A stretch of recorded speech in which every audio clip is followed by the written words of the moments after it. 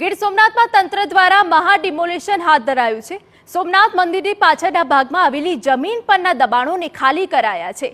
કોઈ પણ પ્રકારની અનિચ્છનીય ઘટના ન ઘટે તે માટે પોલીસનો કાફલો ઉતારી દેવાયો હતો।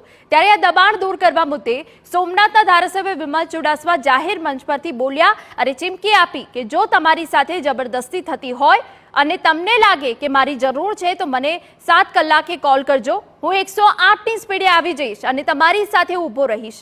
પરંતુ એકલા વિમલ ચુડાસમાથી કંઈ ના થાય, તમારે પણ સાથ આપવો પડે। તમે એક વખત કહ્યું હોત તો બુલડોઝર રોકાવી દે, પછી ભલે કોઈ તંત્ર હોય કે મંત્રી હોય કે ધારાસભ્ય કે સાંસદ હોય, તમારા થકી જ આ બધા લોકો છે। જનતા સર્વોપરી છે અને રહેશે।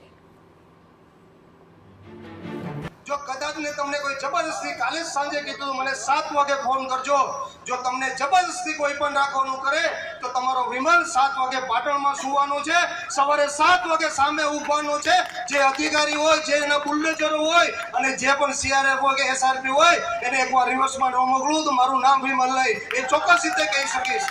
પણ એકલા વિમલથી ન થઈ શકે, સાથે તમે જોઈએ, કારણ કે હંમેશા ગાંધી ચિંધ્યા માંગે સામે જ્યારે બેઠા હોય કે સામે ઊભા હોય ત્યારે વાતોથી નહીં પણ માથા ગણાતા હોય।